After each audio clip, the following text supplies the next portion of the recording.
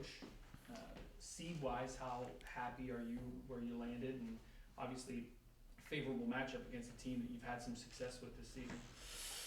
Obviously, the higher, the better. A 6 seed turned out pretty decent for us. I think we're 7-1 total against the teams on our side of the bracket this season. So I guess that's favorable. Ultimately, when it becomes tournament time, it's anybody's game. You got to show up and play well and get the job done.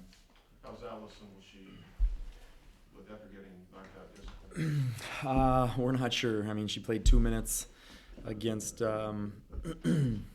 against Wright State, and she's day to day.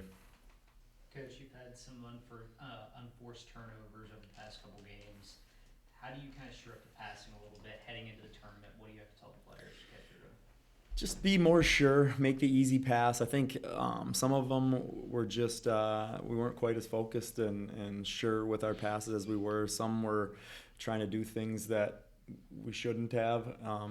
Instead of making the easy pass, trying to thread a needle through a really tough situation. So defenses have kind of changed up a little bit against us. So that has created a little bit of an issue, and we're gonna work on that and hopefully cut down on those.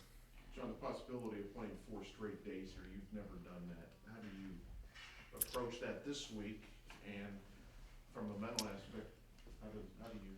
Basically, you just approach it one at a time. I mean, Oakland's going to give us, everything we can handle and more, and so we're just focusing on them. And once, if we can get by them, we'll focus on the next one. It's too overwhelming to focus on playing 4 games in 4 days. So we're just going to take it one at a time. I know the bracket's set. Are you kind of happy the way this format is with 1 and 2 getting double byes? No, you know what? I don't think it's a tournament really atmosphere in terms of. People being able to, or it's just going to be tough for any lower seeds to get through. And I voted against it, and I'll vote against it next year and see what happens if it maybe will change next year after we go through it for a year. But, I don't think it's a bad thing to have maybe the 1 and 2 get 1 bye, but to have them get double byes where the other teams have to play 2 games back-to-back nights before they even play. I don't think that's right. So this is voted on by coaches then? Is this how this? Coaches and the ADs. So.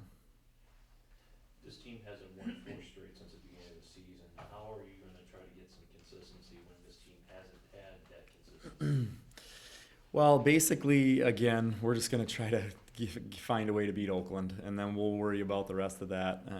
After it's unfortunate with the injury because you need as many players and be as deep as you can going into the tournament. So we'll see how she is, and but again, we're just going to focus on Oakland, and we've got them twice. Hopefully, we can get them a third time. 2 months between playing them. Obviously, that was the first team that you played early on. What do they bring to the table, and how far have they come? Maybe since the first time you saw them, which was a long time ago. Well, they're very good all around. They're deep. They have a lot of players that can score. They really like to push the pace, score in transition. So they're just a very good all around team. It's going to be a challenge for us to try to keep them to a lower total, and then obviously we've got to score points. And the last few games. We've had some players shoot well and some players not shoot well, and we need everyone to have good nights to make a run in a tournament. John, the ultimate goal is to win this tournament. If that doesn't happen, do you expect to be playing somewhere else in another tournament? Yeah, I definitely think we'll be playing in a postseason tournament. Hopefully we can win this one and be in the NCAA tournament, but if that doesn't happen, I feel like we'll be in another tournament.